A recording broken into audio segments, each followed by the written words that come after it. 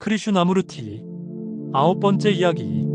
시간의 초월. 죽음은 새로 태어나는 것이요 변화이며 그 안에서 생각은 사라지게 된다. 보이는 것으로부터의 자유는 곧 죽음이며 그러면 당신은 살고 있는 것이다. 나는 신에게 가서 진리를 가르쳐달라고 한 어떤 위대한 제자 얘기를 다시 하고자 한다. 이 가난한 신은 친구여, 날임없이 덥다. 물 한 잔 마시게 해다오라고 말했다. 그래서 그 제자는 그가 만난 첫 번째 집문을 두드렸고 한 아름다운 아가씨가 문을 열었다. 그 제자는 그녀와 사랑에 빠졌고 결혼해서 17명의 아이들을 가졌다. 그러던 어느 날 비가 오기 시작했는데 그 비는 그치지 않고 내리고 또 내렸다. 급류가 넘치고 거리는 물에 잠기고 집들은 떠내려갔다. 제자는 그의 아내를 꼭 붙잡았고 아이들을 어깨 위에 올려놓았다. 그는 떠내려가게 되자 하나님, 저를 구해주소서라고 소리쳤다. 그러자 하나님은 내가 부탁한 물자는 어디 있는가? 라고 말했다. 이 이야기가 훌륭한 이야기인 이유는 우리들 대부분이 시간의 관점에서 모든 것을 생각하기 때문이다. 인간은 시간에 의해 산다. 미래를 만들어내는 것은 인간이 즐겨하는 도피의 게임이다. 우리는 자신 안의 변화가 시간 속에서 이룩된다고 생각하며 자신 안에서의 질서가 조금씩 이루어지고 하루하루 증가된다고 생각한다. 그러나 시간은 질서나 평화를 가져오지 않으며 따라서 우리는 점진성의 관점에서 더 이상 생각하지 말아야 한다. 이것은 우리가 평화롭게 안주할 내일이 없음을 의미한다. 우리는 순간순간 질서 있게 살아가지 않으면 안 된다. 진짜 위험이 있을 때 시간은 사라진다. 그렇지 않은가? 거기엔 즉각적인 행동만이 있다. 그러나 우리는 많은 문제들의 위험을 알지 못하며 그래서 그것들을 극복하는 수단으로서 시간을 만들어낸다. 시간은 우리 자신들 속에 변화를 가져오는데 아무 도움도 되지 않는 사기꾼이다. 시간이란 인간이 과거, 현재, 미래로 나누어 놓은 운동에 불과하며 그것을 쪼개는 한 인간은 항상 갈등 속에 있게 된다. 배운다는 것이 정말 시간의 문제일까? 우리는 수천 년이 지난 지금도 서로 증오하고 죽이는 것보다 더 나은 삶의 길이 있다는 것을 배우지 못했다. 이 삶이 지금 보는 것처럼 괴물스럽고 무의미하게 만드는데 일조한 우리가 이 삶을 변화시키고 문제를 해결하려면 시간의 문제를 이해해야 한다. 그것은 매우 중요하다. 맨 처음 이해해야 할 것은 우리가 이미 살펴본 마음의 신선함과 천진함을 가지고 보아야만 시간을 볼 수 있다는 점이다. 우리는 많은 문제들에 있어서 매우 혼란한 상태며 그 혼란 속에서 길을 잃고 헤매고 있다. 누군가 숲속에서 길을 잃었을 때 그가 맨 처음 하는 일은 무엇인가? 우선 발을 멈추고 선다. 그리고 주위를 둘러본다.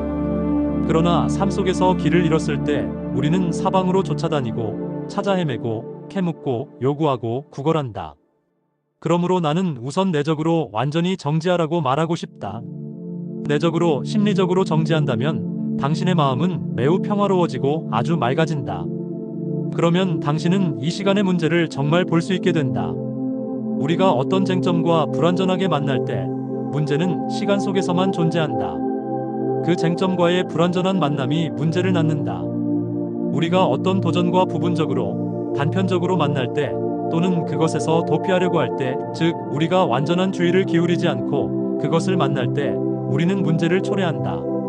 그리고 계속적으로 불완전한 주의를 기울이는 한, 단 며칠 사이에 해결하고자 하는 한, 문제는 계속된다. 당신은 시간이 무엇인지 아는가? 시계에 의해서가 아니라, 연대순의 시간이 아니라 심리적인 시간을 아는가? 그것은 생각과 행동의 간격이다. 생각이란 분명히 자기 보호를 위한 것이다. 즉, 그것은 안전하려는 생각이다. 행동은 언제나 즉각적이다. 그것은 과거의 것도 아니고 미래의 것도 아니다.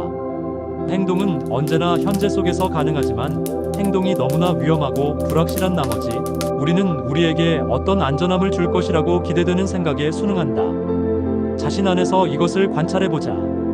당신은 옳고 그른 것에 대한 생각을 갖고 있고 자신과 사회에 관한 이념적 개념을 갖고 있으며 그 생각에 따라 행동하려고 한다. 따라서 행동은 그 생각을 따르려 하고 그 생각에 다가가려고 한다. 그래서 거기엔 항상 갈등이 존재한다. 생각, 간격, 행동이 있다. 그리고 그 간격 속에 시간의 모든 것들이 들어있다. 그 간격은 본질적으로 생각이다. 당신이 장차 행복해질 거라고 생각할 때 당신은 시간 속에서 어떤 결과를 성취한 자신에 대한 이미지를 갖는다. 생각은 관찰을 통해서, 욕망을 통해서, 그리고 한 걸음 더 나아간 생각에 의해 유지되는 끝없는 욕망을 통해서 이렇게 말한다. 장차 나는 행복해질 거야. 장차 나는 성공할 거야. 장차 세상은 아름다운 곳이 될 거야. 그래서 생각은 시간인 그 간격을 만들어낸다. 그러면 우리는 묻는다. 시간을 멈추게 할 수 있을까? 내일 같은 것은 생각지도 않을 만큼 완전하게 살 수 있을까? 왜냐하면 시간은 슬픔이기 때문이다. 즉 어제 또는 수많은 어제로 되어 있는 지난날, 당신은 사랑했고 또는 지금은 가버린 친구를 가졌었다. 그리고 기억은 남아서 지금 당신은 그 쾌락과 고통에 관해 생각하고 있다.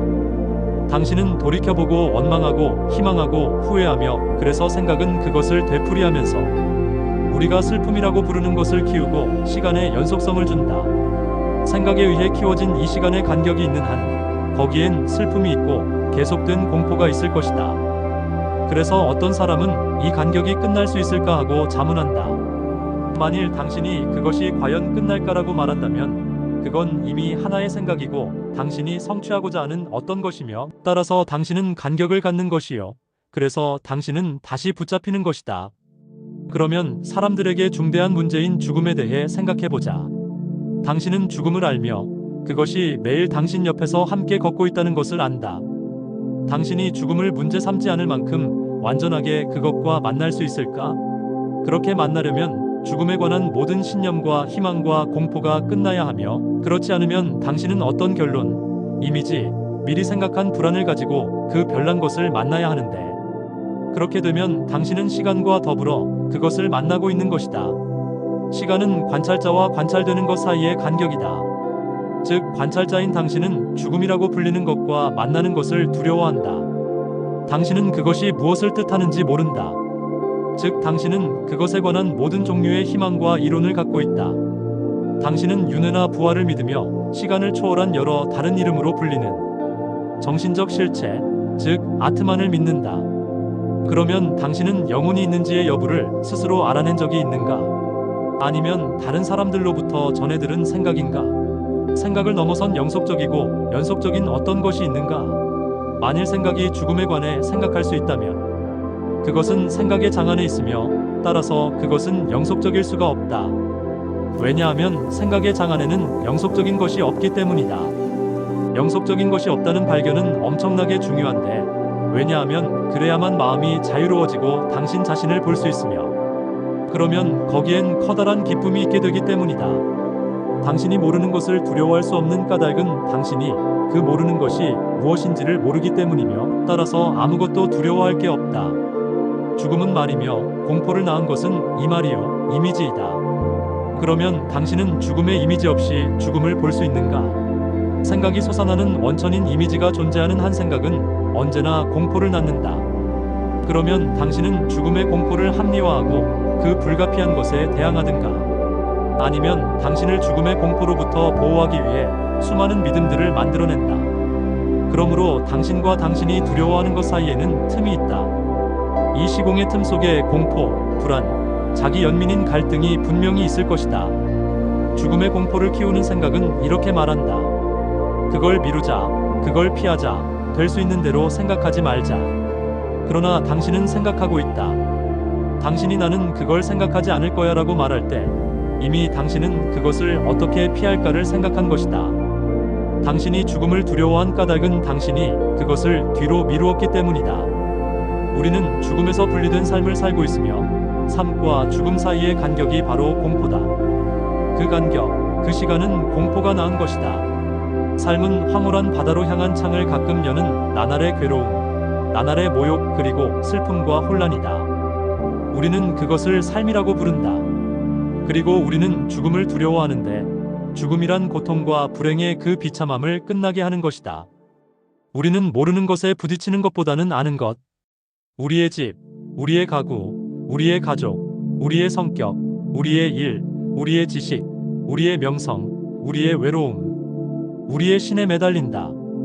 그것들은 그것 자체의 쓰라린 실존의 틀에 갇혀서 그 속에서 끊임없이 맴돌고 있다.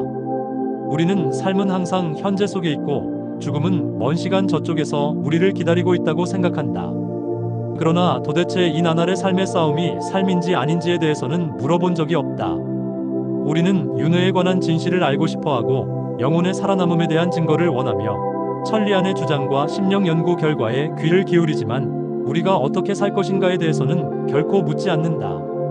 우리는 고통과 절망이 있는 삶을 수락했고 그것에 익숙해졌으며 죽음은 조심스럽게 피해야 할 어떤 것으로 생각한다. 그러나 우리가 어떻게 살아야 하는지를 알 때 죽음은 삶과 매우 흡사하다. 당신은 죽음 없이 살 수 없다. 이것은 지정역설이 아니다. 하루하루 마치 그것이 새로운 아름다움이냥 완벽하게 살려면 어제의 모든 것은 죽어야 한다. 그렇지 못하면 당신은 기계적으로 사는 것이고 기계적인 마음은 사랑이 무엇인지 또는 자유가 무엇인지 결코 알 수 없다. 우리는 산다는 것이 무엇을 뜻하는지 모르기 때문에 두려워한다. 우리는 어떻게 살아야 하는지를 모르며 따라서 어떻게 죽어야 하는지도 모른다. 우리가 삶을 두려워하는 한 죽음을 두려워하게 될 것이다. 삶을 두려워하지 않는 사람은 불완전한 것을 두려워하지 않는다. 왜냐하면 그는 안전이 없다는 것을 내적으로, 심리적으로 이해하기 때문이다. 안전이 없으면 끝없는 움직임이 있으며 그래서 삶과 죽음은 같은 것이다. 갈등 없이 사는 사람, 아름다움과 사랑과 더불어 사는 사람은 죽음을 두려워하지 않는데 왜냐하면 사랑한다는 것은 죽는다는 것이기 때문이다. 만일 당신이 가족, 기업, 당신이 아는 모든 것에 대해서 죽음을 택한다면 그때의 죽음은 정화이며 다시 젊어지는 과정이다. 그 죽음은 천진성을 가져오고 오직 천진한 사람만이 정열적이다. 하지만 죽은 뒤에 일어나는 일을 믿거나 알아내고자 하는 사람들은 그렇지 못하다. 당신이 죽을 때 무슨 일이 일어나는지를 정말 알고 싶다면 당신은 죽어야 한다. 이것은 농담이 아니다. 당신은 죽어야 한다. 육체적으로가 아니라 심리적으로, 내적으로 당신이 소중히 품어온 것들과 쓰라려 하는 것들에 대해서 죽지 않으면 안 된다. 만일 당신이 쾌락 가운데 하나에 대해서 가장 작은 것과 가장 큰 것에 대해서 아무 강제나 논의 없이 자연스럽게 죽는다면 당신은 비로소 죽는다는 것이 무엇을 뜻하는지 알게 될 것이다.